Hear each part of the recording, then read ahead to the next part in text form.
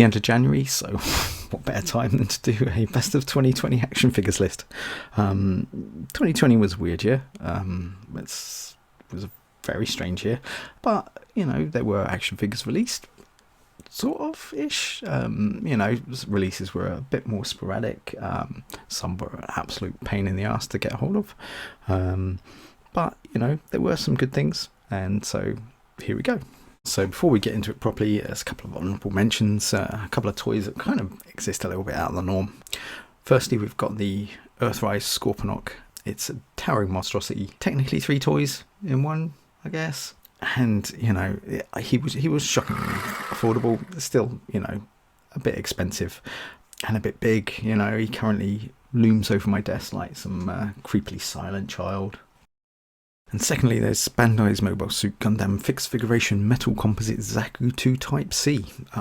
It's a mouthful, but this is just a ridiculous toy. It is the perfect Zaku action figure. It's chunky, made like it's basically made of metal, and the articulation is just so nice. It has just everything, but at a steep price, so it kind of felt like it'd be a bit wrong to keep it in this list. Speaking of which, on with the list. At 10, we've got the Sentinel 1000 Toys Master Chief. I've been wanting a Master Chief for quite a while now, and nothing really kind of worked, whereas this guy is just amazing. He's solidly built, all the articulation is fantastic, exactly what you come to expect from Sentinel and 1000 Toys, and there's not an ounce of soft plastic in sight, apart from these wrists. And can I just say, f*** these wrists. Number 9, we've got the Super 7 Ultimate Teenage Mutant Ninja Turtles Raphael.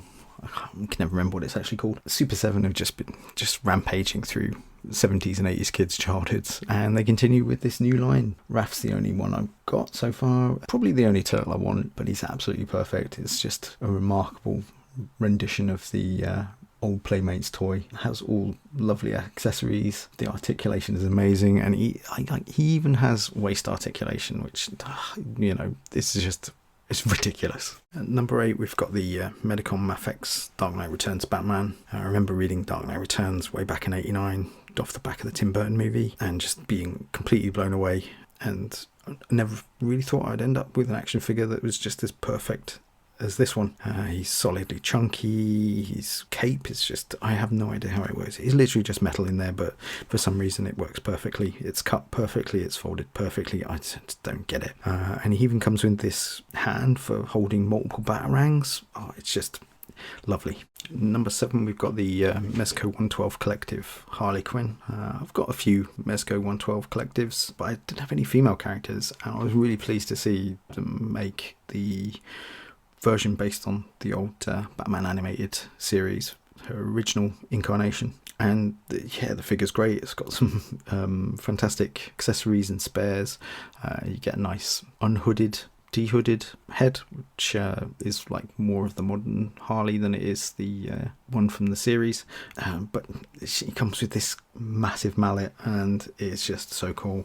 In this house, she will always carry the mallet. Number 6 is the Transformers War for Cybertron Kingdom Cyclonus. I've never really liked any look of any of the other Cyclonuses that they've released recently in modern times, but this one just it looked like it was going to be good, and it's amazing.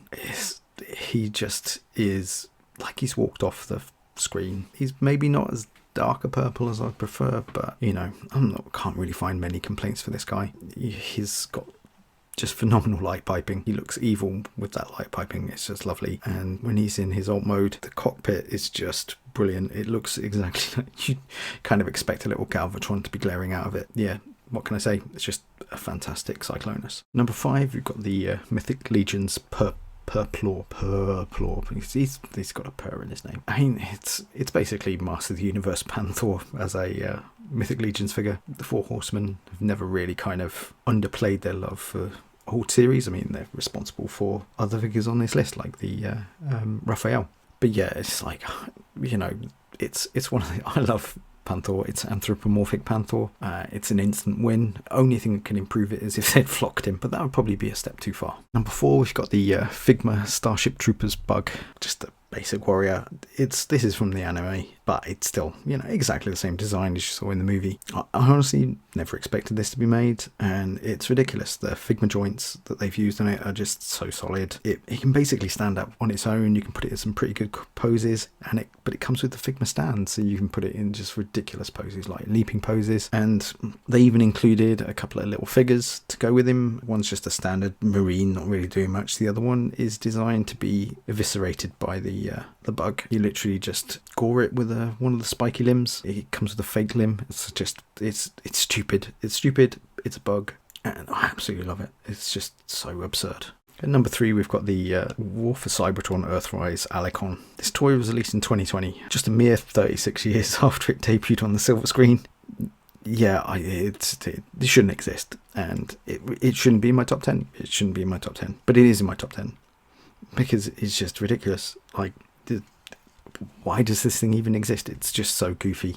It has such a ridiculously simple transformation, but that just makes it more adorable. So yeah, it shouldn't be on my list, but it is on my list. It's number 3.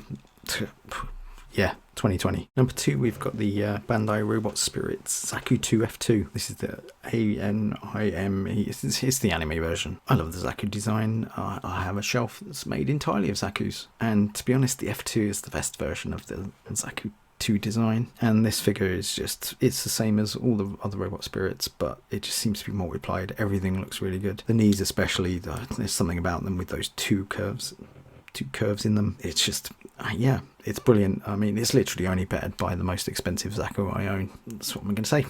And then number 1, we've got Master of the Universe Origins Trapjaw. I'm not entirely sure I understand this either. I've had this guy on my desk since September last year, and yeah, I mean, it's what can I say? I love Trapjaw.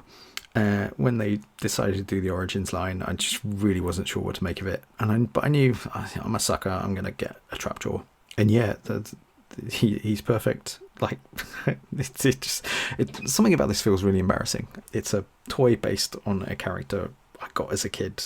And, yeah, Trapjaw is my favourite Master of the Universe character. But, like, how is it 2020 and I'm buying a figure that's based on the old figure from back then with its chunky proportions and but with increased articulation? And I think that's what does it. It's the increased articulation. He just evokes everything that I really wanted from a toy. I've got the classics version of Trapjaw, and he's lovely, no complaints. But this guy is just brilliant. I mean, he's the kind of toy that you basically you want to put it in your bags if you're traveling somewhere, just to have him around. Yeah, like, I can't really, there's nothing more 2020 than this figure being my number 1.